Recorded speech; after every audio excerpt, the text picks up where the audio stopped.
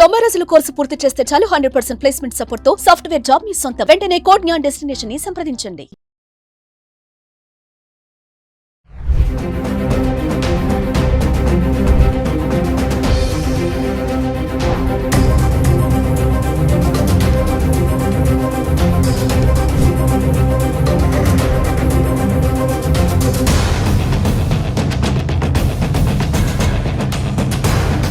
నమస్తే, welcome to Suman TV. ప్రస్తుతం మనతో పాటు ఉన్నారు ఫ్యామిలీ కౌన్సిలర్, పబ్లిక్ స్పీకర్ రజనీరామ గారు. మరి సత్తెనపల్లిలో ఘటన చూసుకుంటే ప్రియురాలతో సరసాలాడుతున్న భర్తని రెడ్ హ్యాండెడ్గా పట్టుకుంది భార్య. మరి ఇలాంటి కేసులు మనం చాలా వరకు చూస్తూనే ఉన్నాం. అక్రమ సంబంధాలు, మరి మంచి భార్య పిల్లలు ఉండగానే భర్త మరొకరితో అక్రమ సంబంధాలు పెట్టుకోవడం. మరి భార్య ఎన్ని రోజుల నుంచి మరి వాకప్ చేస్తుందో తెలియదు, కానీ రెడ్ హ్యాండెడ్గా అయితే పట్టుకుంది. మరి చూసుకుంటే ఘటన విజువల్స్లో మీరు చూడొచ్చు. ఆ ఇద్దరు మహిళలు ఎలా మరి జుట్లు పట్టుకుని కొట్టుకుంటున్నారో. మరి దీనిపైన మరింత సమాచారం అందించడానికి మేడం అంత పాటు ఉన్నారు. మేడంతో మాట్లాడదాం. నమస్తే మ్యామ్. నమస్తే నవీన. మేడం, చూసుకుంటే సత్తెనపల్లి ఘటన మరి చూడండి, మహిళలు ఇద్దరు కూడా ఎలా కొట్టుకుంటున్నారంటే అక్రమ సంబంధాలు మనం చాలా వీడియోస్లో చేస్తున్నాం కదా. అంటే మంచి భార్య పిల్లలు ఉండగా కూడా ఈ భర్తలు మగవాళ్ళు ఎందుకు ఇలా అక్రమ సంబంధాలు పెట్టుకుంటున్నారు? మరి రెడ్ హ్యాండెడ్గా భార్య పట్టుకోవడంతో ఇద్దరి మధ్యలో వాగ్వాదం కూడా జరుగుతుంది. ఒక్కసారి దీని గురించి మాట్లాడుకుంటే, ఈ అక్రమ సంబంధాలు పెట్టుకోవడం ద్వారా నిండు నూరేళ్లు ఎంతో సంతోషంగా ఆనందంగా సాగవలసిన వాళ్ళ కాపురాలు కూలిపోతున్నాయి. కాబట్టి ఈ వాళ్ళ చేతులతో వాళ్లే కూల్చేసుకుంటున్నారు అని అనిపిస్తుంది. పెద్దవాళ్ళు చూసి ఎంతో సంతోషంగా అన్ని ఏర్పాట్లు చేసి పెళ్లిళ్ళు చేస్తున్నారు. వీళ్ళు స్టైల్కి పోతున్నారా, లేకపోతే ఒకళ్ళు చేస్తున్నారు కదా నేనెందుకు చేయకూడదు అని అనుకుంటున్నారో తెలియదు, కానీ వేరే వాళ్ళతోటి అక్రమ సంబంధాలు పెట్టుకుంటున్నారు.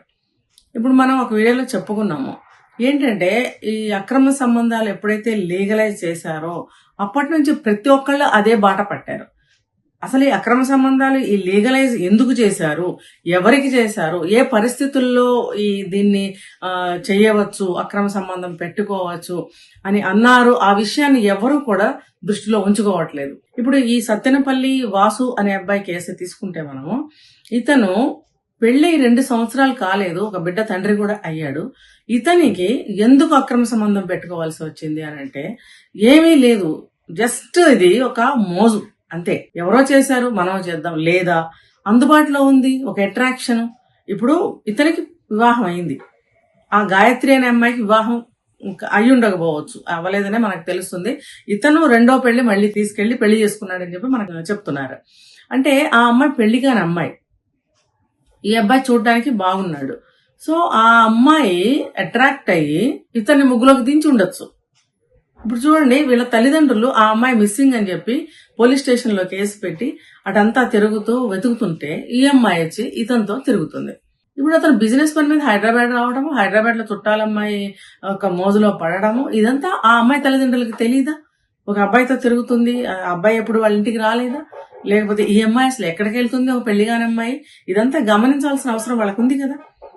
ఎప్పుడైతే ఆ అమ్మాయి కనిపించకుండా పోయిందో అప్పుడు వాళ్ళు మిస్సింగ్ కేసు పెట్టడం అనేది జరిగింది. ఈ అబ్బాయి ఇంతలోనే 2-3 సార్లుగా ఇళ్లు మారడము, పెళ్లి చేసుకుని ఇల్లు మార్చడము.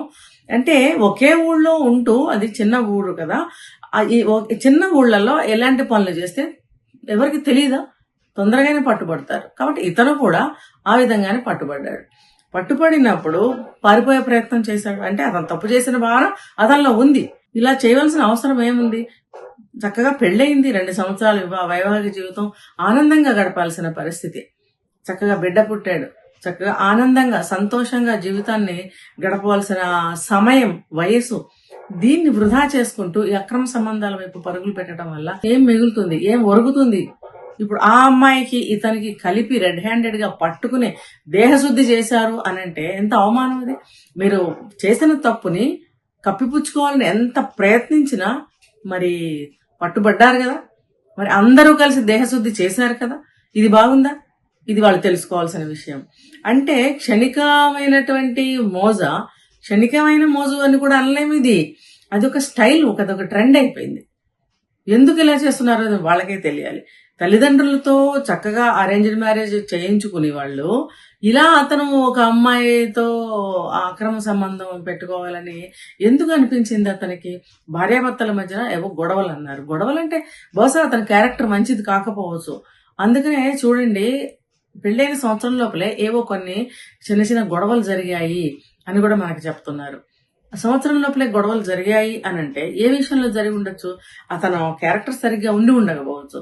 అందుకనే ఆ అమ్మాయి గొడవ పడి ఉండొచ్చు. బిడ్డ పుట్టిన తర్వాత కూడా ఆ అమ్మాయిని తెచ్చుకోకుండా తన దగ్గరికి పుట్టింట్లోనే ఉంచడం, సంవత్సరం నుంచి 1 ఇయర్ నుంచి ఆడపిల్ల పుట్టింట్లో ఉంది అంటే ఎంతమంది ఎన్నో అడుగుతారు. కొంతమంది ఏంటి మీ ఆయన ఏదన్నా వేరే సెటప్ పెట్టుకున్నాడా ఏంటి చూసుకో ఒకసారి అని హెచ్చరించే వాళ్ళు కూడా ఉంటారు.